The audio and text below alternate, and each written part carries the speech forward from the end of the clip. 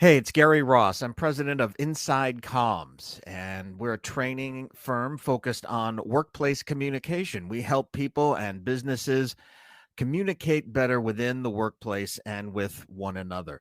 Listen to my episode of the Jess Get Hired podcast, in which Jessica and I discuss handling difficult conversations. If you're going to have to lead a tough talk with someone, this conversation will help you do just that. So join us.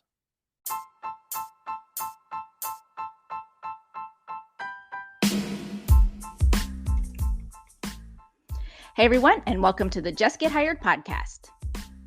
Nobody likes having difficult conversations. Do you fear conflict? Do you ever feel like having a tough talk will just hurt somebody's feelings? Or do you lack confidence and maybe lack experience in just having a difficult conversation? Well, in today's episode, we're going to talk about one of the most challenging aspects of communication in the workplace, handling difficult conversations, or as we like to call them, tough talks. Before we begin, let me introduce myself. If you're new to the show, maybe you've been around for a while. Hey everyone, my name is Jessica Fiesta George, and I'm your host of Jess Get Hired. This is a podcast where I help you navigate the ever-changing landscape of the job marketplace. I love to bring in guests that are disrupting the talent space, and we talk about a lot of different things, from how to land your dream job to how to hire your perfect employee. If you like my content, I would appreciate following me on social media. Check out my Instagram page, Jess Get Hired. Also connect and follow me on LinkedIn by searching my full name, Jessica Fiesta George, and then head over to my website, jessgethired.com. On this episode, you guys get to meet Gary Ross. Gary is the president of Inside Comms, which is a training, coaching, and consulting firm focused on workplace communication. He has over 30 years of experience in the field and has worked with everyone from emerging leaders to CEOs of Fortune 500 companies, helping them communicate more effectively and handle tough conversations with confidence. He's also an Emmy-nominated journalist, and hopefully he's going to share a little bit more about that. Well, if you're looking to make the uncomfortable comfortable, and you want to learn some practical tips for managing difficult conversations in the workplace, well then this episode was made just for you.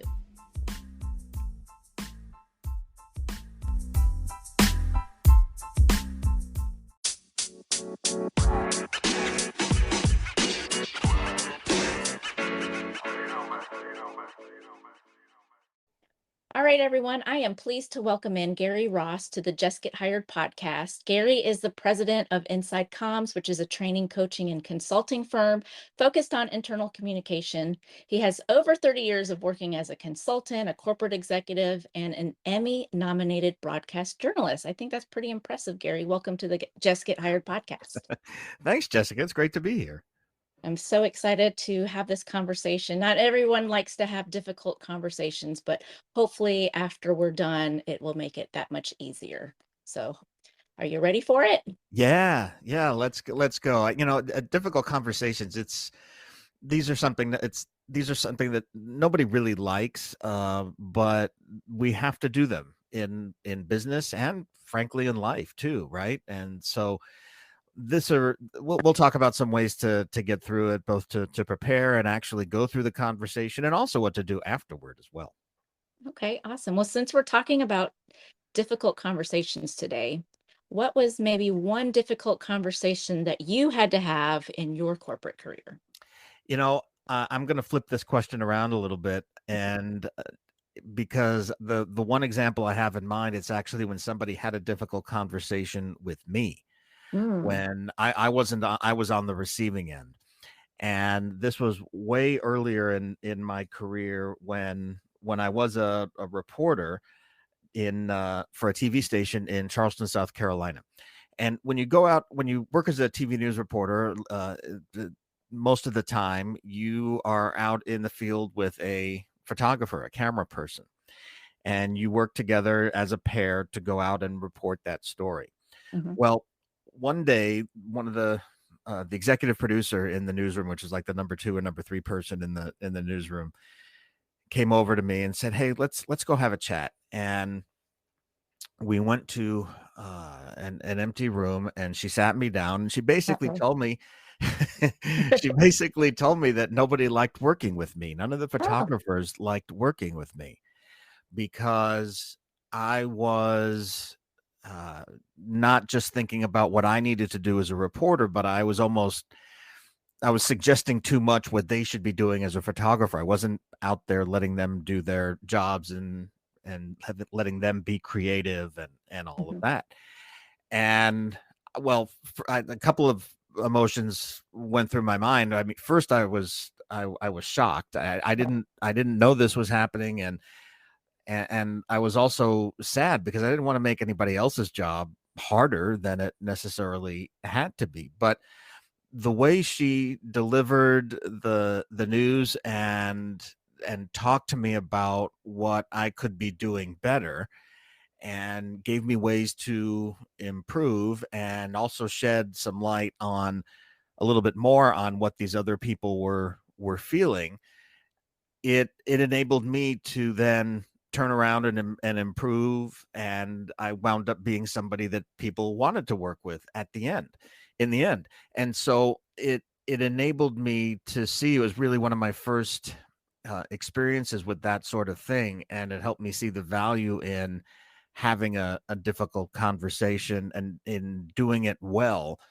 because not only do you want to do you need to deliver that piece of news, but you also, really in a lot of cases, and that was one of them, you want to fix the situation, you want to have things come out for the better.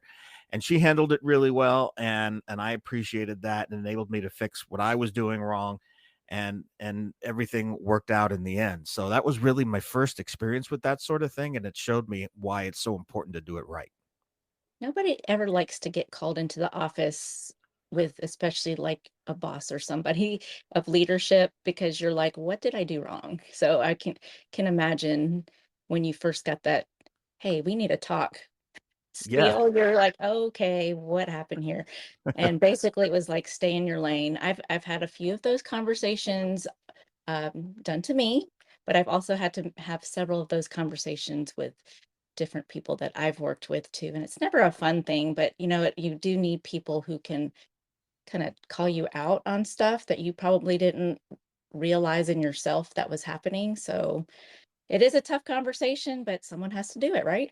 Yeah, and that's something to keep focused on too, because at the end of the day, things can turn around and work out for the better. So even though the conversation itself is tough, remember what it is you're working toward, and keep that out there as one of your goals, and you'll see that that could make having that conversation a little bit easier, or at least a little less nervous or hesitant to have the conversation to begin with. Now, I kind of teased earlier, you're an Emmy nominated broadcast journalist. I do want to ask you a little bit more if you can tell us about that, but also a little bit more about your company. So, do you mind just sharing a little bit more about you and, what made you an Emmy nominated broadcast journalist? Well, maybe that conversation did, or at least it helped. So, because people still wanted at least eventually people wanted to work with me. I began my career as a journalist. I went to school for journalism at Northwestern University, and got into radio for about a year in the New York City area, and then became a TV news reporter and substitute anchor for a station in Charleston, South Carolina. And I was there for 3 years, and it was a an absolute blast. I enjoyed the job and did some investigative work, and that one of those pieces that I did was nominated for an Emmy, which was just an absolute thrill to have that happen. But I also got Mhm. to travel with the U.S. military. I reported from the eye of Hurricane Hugo, which was a Wow. Category 4 hurricane and incredibly frightening to experience. But eventually came back to the Chicago area, where I went to school and got into communications, first media Mhm. relations, PR, that sort of thing.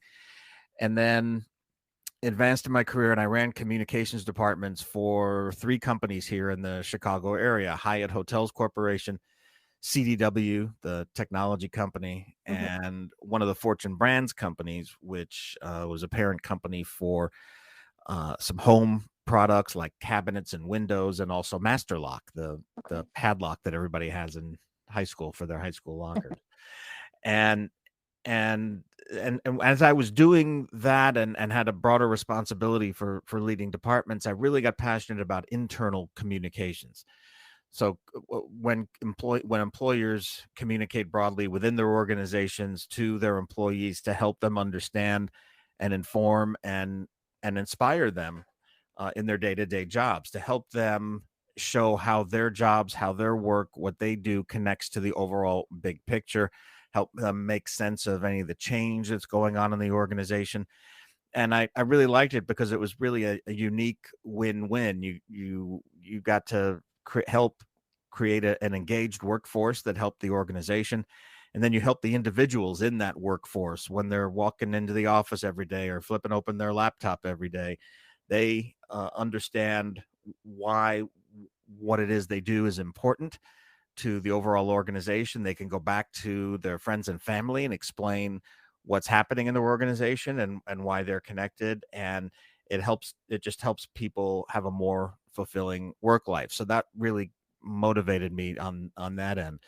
I Hmm. became a consultant about 9 years ago, and started somewhat recently focusing more on internal communications or workplace communications training, helping people communicate individually and teams as well. Help them communicate better within organizations. Some organizations are starting to feel that their people aren't showing up professionally Hmm. and are not communicating in ways that are concise and persuasive. And so what I do is help organizations do just that. Have their get their people to help them improve their communication so they can show up professionally and then also inform and persuade folks as well. So your background is amazing. Thanks. Uh, I am actually I started out wanting to get into journalism, and my personal life at the time didn't really allow me to get out in the field and, to put one of those news stories together that takes 30 seconds. I mean, it takes a long day just to put that together. So I applaud you for, I mean, going overseas and then reporting in the middle of a hurricane. I couldn't Yeah. imagine what that was like. Well, I'll tell you that experience, well, the hurricane, but just the experience as a journalist, I use those skills to this day. Mhm. And it's the skills of adaptability, being able to take a complex situation and boil it down into simple terms. Because remember, when you're a reporter, you walk in the door in the morning, you don't know what you're going to be reporting on True. the 6 o'clock news that day. But in between, you've got to go out, learn all about it, become an expert enough to do a minute 30 on the news that night. Mhm. So it really enabled me to be a quick study and learn how to communicate in that concise way to uh, to inform and yes to influence as well. So and then the storytelling piece of it too. We as human beings are wired to respond to stories and be pulled into stories and buy into stories. And so being able to do that was really important to learn, and that also does translate into the workplace side as well. So whether you're in an organization and you're trying to get people to come along with you on a project or on a strategy or an annual plan, or if you're a job candidate and you're looking for ways to differentiate yourself and why it should be you that gets hired into this position, by putting things into the form of a story and helping persuade, that helps persuade the folks that you're speaking with come along and see your point of view. So storytelling also has been terrific. Okay. Well, I actually am a public relations and advertising major, and my mom is like, "Why do that? And you're not using that today," which she is wrong because as a recruiter, I am constantly, meeting new people, and a lot of the advertising piece, I'm helping all of our companies with recruitment marketing. So there's a lot of transferable skills that you get from being a communications major. You're proving that with your business, and I feel like I'm doing that even in the role that I have. I don't have a per se PR position, but a lot of what we do every day is just communicating with people. Um, Oh, you absolutely are, and I guarantee you the things that you learned as a major, you're using every day. Your ability to communicate, your ability to boil things down into clear and concise topics, your ability to do storytelling and paint a picture of somebody, paint a picture of success for somebody. Those are all the kinds of things that you learn as in communications, journalism, PR, marketing, those sorts of things. So Mhm. yeah, that's something that's important to remember. I think especially for job candidates trying to show that they've got transferable skills. Those are skills that you can use in almost any job, I think. Yep, good point. Well, so we're talking about difficult conversations, and you shared your story earlier. So, but delivering bad news and having, what I call like a heart to heart with someone, no one ever looks forward to doing that. But how do you normally coach your clients or others around you when it comes to having difficult conversations? So I would it certainly seems intimidating, but I would carve it up into three pieces that you can think about, and that might make it a little easier to undertake. So first, you've got the preparation for the conversation, then you've got the conversation itself, and then also things you need to do afterward as well. So if you think about those three areas, it might help make things a little Hmm. less scary. On in the preparation piece, so we'll go through each of these three if that's okay. Of So course, for yeah. the yeah, so for on the preparation side, I'm always in favor of whether it's a difficult conversation or any other kind of communication. What is your communication objective? What are you trying to accomplish? So going into this conversation, think about what is the job of this conversation? What do I Mhm. want to have happen at the end of it? And what that does is it keeps you focused. It helps things be, less personal. These can be very personal conversations. And if you think back to the story I told, she told me nobody wanted to work with me. I mean, how do you that made me feel terrible. I felt awful. Right. Uh, but if you remember about the job that you want the conversation to have, it can make it more of a transactional thing, at least in your mind. That doesn't mean you should ignore the personal part, but it at least helps you get into it. And so those are a couple of things to remember there. Then also empathy, which is Mhm. something that we need so much more of these days in I agree. general. But think about take time to step back and say, okay, who is it that I am speaking with, and not just their name and their title and what they do and all of that, Hmm. but what's their frame of reference? What's their point of view? Have they been at the organization for a long time? Have they just started? Has their part of the organization gone through a lot of change? Are they in a part of the company that might not be doing well? And so maybe they're a little nervous about things. So think about what their frame of mind might be. Also, try to be honest with yourself about any preconceived notions you might have about that person too.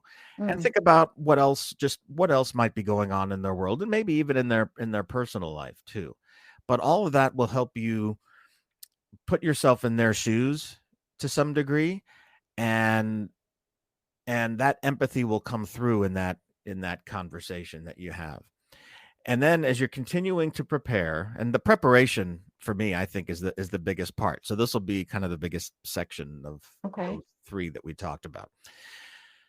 When you're preparing, consider what, and this also applies to any kind of communication as well, but consider what you want them to know, feel, and do as a result of this conversation. So by what you want them to know, I mean the pieces of information you're going to deliver. How do you want them to feel about it? And do you want them to feel whether it's reassured, or do you want them to have a sense of urgency? Do you want them to feel that it's not personal? Do you want them to feel that even though this is tough, you're leveling with them? And then ultimately, what actions do you want them to take? What do you want them to actually do? Mm. Come up with the best time for the conversation. Don't procrastinate. Make sure that you have it in a reasonable amount of time. And then also think about the way we need to have the conversation. Is it going to be should it be in person? And most of these should be in person. But in this virtual world these days, maybe it has to be a video call. Maybe it has to be a phone call. It should almost never be an email or a text. Right. So keep that in mind. And then, frankly, because some of these conversations can be so emotionally charged, also think about any other special considerations there might be, such as do you need security at arm's length? Hmm. Do you need people nearby that might be able to help you? As you continue to prepare, outline what you're going to say. Get to the point. Don't memorize a script. Memorize ideas. That's you want to come across as genuine and authentic. So if you're there just reading a something that you wrote out, it won't be as an authentic conversation. Make sure you be clear, and also consider what their possible questions are and what your answers might be. So run those through your mind a little bit. And then right before the conversation, depending on it and your experience at doing these things, you may want to practice. You may want to run it by a third party and say, hey, here's what I'm going to say. You may also want to even do it in front of a mirror if this is one of your first times. That's always an effective way to prepare for a conversation. So that's the preparation stage. It's a lot, I know, but it's an important part of doing this the right way. So you said, obviously best in person. We can't do it because all the time in person with the virtual world and everyone working remotely.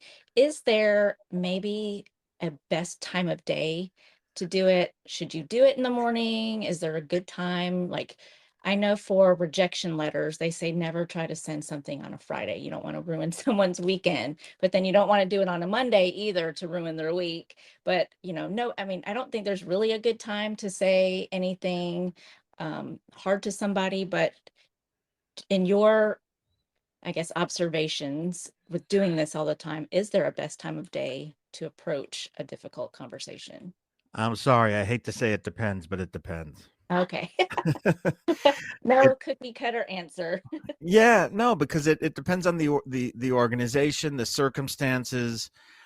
What if this person's on a third shift? Do you it might have to be at 7 in the morning on a Sunday, depending on work schedules. There's no real I think great way or perfect time to do something like this. It depends on the nature of the conversation. Again, if there are any special considerations or security considerations Hmm. that we need to consider. So I would just, as part of your preparation, yes, that's a great point, is to think about when you might want to do this, and just use your judgment as to what you think might be best. But remembering kind of what you said, that there's really no perfect time for this. So also going back to, never text or email. I know so many things get lost in translation. I just think of even some of the things when I'm communicating in my personal life to like even friends, they can take a text the wrong way and you're like, no, no, no, that's not what I meant. Um, but what if you can't have that conversation face to face and it has to start off with an email? Do you have any advice or recommendations if it has to start with a text or email? Well, it's something that is, we should try to avoid if we at all possibly can.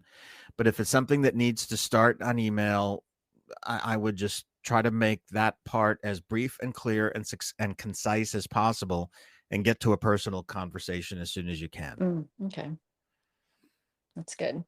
Because you're right, things can get lost in an email, or especially a text, and that could create a whole host of other problems. So I would really try to avoid that as much as possible. So on the HR side, the more formal side of things, and of course, that being in HR, whenever there is difficult conversations, you typically have to bring in like a third party to kind of Yep. witness it. And would you recommend for other less formal conversations, should you have like a witness or not necessary? Again, it depends. Okay. Uh, for an HR situation where things need to be documented and so forth, then yeah, you probably want that third party, and it should be an appropriate person. Going back to the example I shared, if there were two people in there telling me that nobody wanted to work with me instead of one, Hmm. then it might have felt I was getting ganged up on. Right. And that certainly wouldn't have been necessary in that situation. I got the point. I there was no no doubt there what the message was. And if there were one or two other people in there, I Hmm. would have sent a whole other message, right? Right. That would have I would have felt ganged up on it at that point, and so I'm glad they handled it the way they did. So let's just say, okay, maybe you don't have two people in there, but when you get called into the office, and someone says, we need to talk, you kind of put your defenses up and then you're like kind of caught off guard. How do you keep a conversation on track if maybe you feel like you're being targeted, or maybe you do feel like you're being, ganged up on, and or maybe they just totally don't agree with anything that you're saying? Well, let's talk about that second stage, what we should do in the conversation. So if you're leading this conversation, get right to it. I would Mm. minimize the small talk, and because that's really just another way of procrastinating. Mm. So you can have the initial pleasantries and so forth, but I would get right into it, and then also get in and get out. Deliver what you need to do to deliver, but don't dwell or belabor the point. If you're interrupted by something, it's you can say, hey, we'll get to that in just a second, but there are a few things I need to talk to you about first. So you definitely want to be open to questions and open to reaction and even feedback in these conversations. But if you remember you're going in there, you've decided already what the objective of this conversation is going to be. So you've got to make sure that you get those things out. So being in that conversation, you're leading that conversation, you're going in there saying, all right, here's what I need to do, here's what I need to accomplish, and you go ahead and accomplish those things. Now, you don't want to come across as being a robot or somebody who's stubborn or is not listening. So that all needs to be done with obviously a degree of humanity and again what we talked about, empathy. But you're in there to do a job, and so stay stay on point and get through it, and that's a way to also get in and get out and not have to belabor things.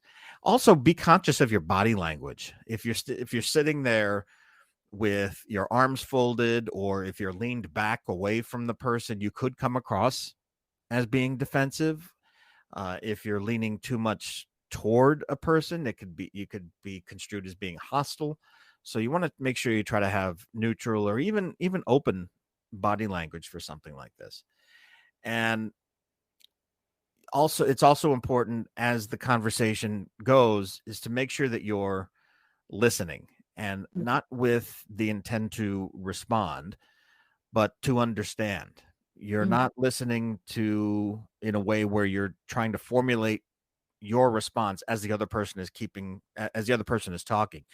You want to make sure that you're understanding what it is they're saying so your response can be thoughtful. And if you need to pause for a second or two, that's okay.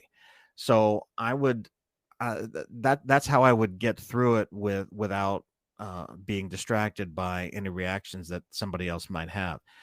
Having said that, though, again, with our empathy and the fact that we want to be doing this in a very human way, we do want to acknowledge any emotional reactions there might be by the other person.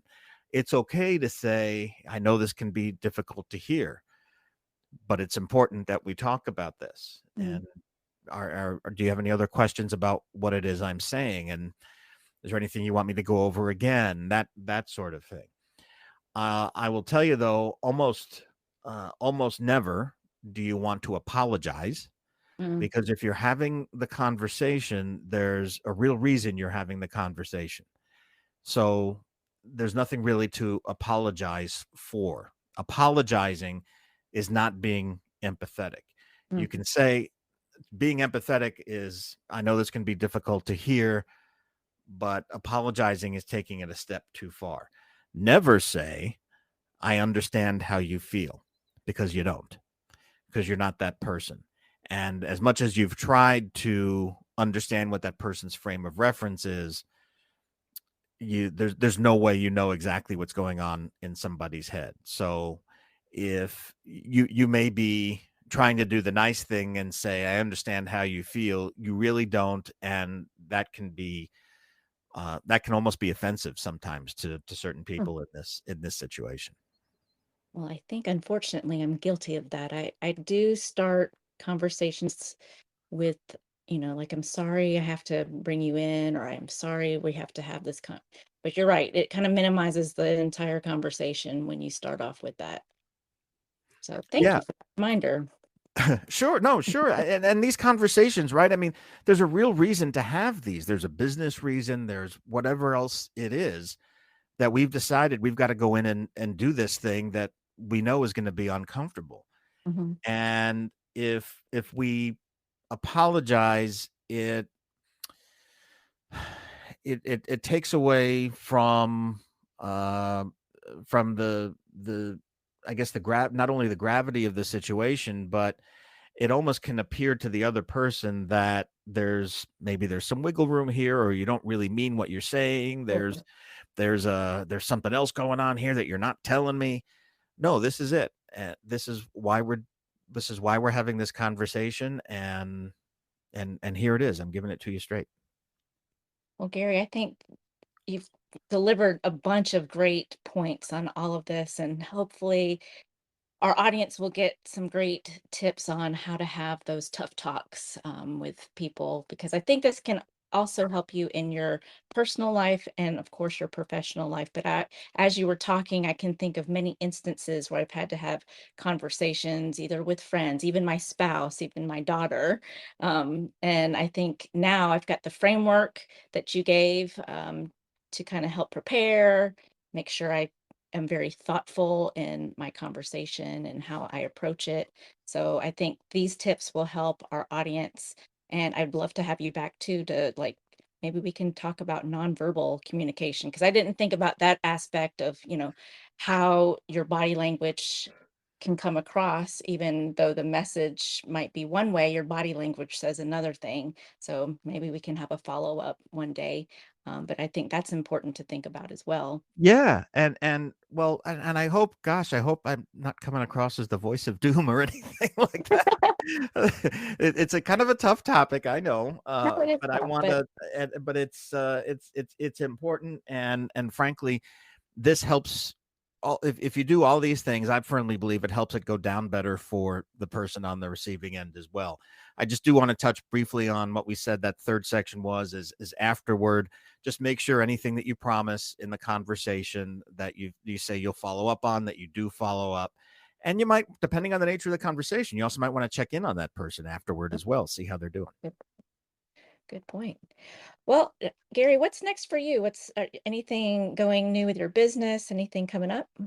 Yeah, developing some cool e-learning for a client on some cool workplace communication topics. Speaking at a few conferences coming up later this spring, which is always exciting. I get to meet some new people, and working on some developing some new trainings. So for individuals who are looking for ways to communicate better in the workplace or in business in general, or for teams as well, please reach out and contact me. My email is gary.ross, that's GARY .Ross, ROSS, at insidecoms, INSIDECOMMS Gary.Ross at insidecoms.com. Reach out and we can talk about some of the things that we talked about here, or some other courses that I already do. And then I've got 11 e-learning courses as well on my website at plus.insidecoms.com. Hmm. And those are on workplace communication topics as well. So things like communicating bad news, but also things like two-way communication, writing and speaking internally, holding events, those sorts of things. And those are available for purchase at any time. And we do deep discounts for teams who want to buy those also. So check that out too. Awesome. Well, I'm going to make sure I have your email address and the links to your website. And, if anyone's listening, if you have an HR team to even share this with, and maybe have Gary come to an event or speak somewhere. I think internal communication is something that for the past 3 years since COVID has kind of been lacking in a lot of organizations because we've just been focused on tasks and we haven't really been doing a good job with internal communication. So hopefully you can help anyone who's listening and any corporations who might be interested as well. Would love to help out. Handling difficult conversations is an essential skill everyone should master, regardless of your profession. Whether it's a disagreement with a coworker or you're having a tough conversation with a client, these situations are uncomfortable and can be even more stressful. But if you have the right approach, the right mindset, it's possible to navigate these conversations with ease and confidence. So remember, identify the objective of the conversation, remember on how and when to communicate the message, also determine what you want to see at the end of the conversation, and then how are you going to follow up? Handling difficult conversations, it's a challenging experience, but with the right approach and the right mindset, it's possible to navigate these situations with ease and confidence. Remember, stay focused on the objective, be honest and empathetic, anticipate responses, watch your body language and the tone of your voice, and listen to understand. With all of these tips in mind, you can successfully handle any difficult conversation that comes your way. Remember, I launch an episode the second and fourth Tuesday every month, and this summer, I'm going to have a summer series with weekly short episodes on one topic, one question with one of your favorite LinkedIn or business influencers. So go over to iTunes, please rate this podcast 5 stars and add your comments. Let's get the show back on the top 100 charts in the careers category. Well, my name is Jessica Fiesta George, your host of the Jess Get Hired podcast. What do y'all want to talk about next? I'll catch you on my next episode.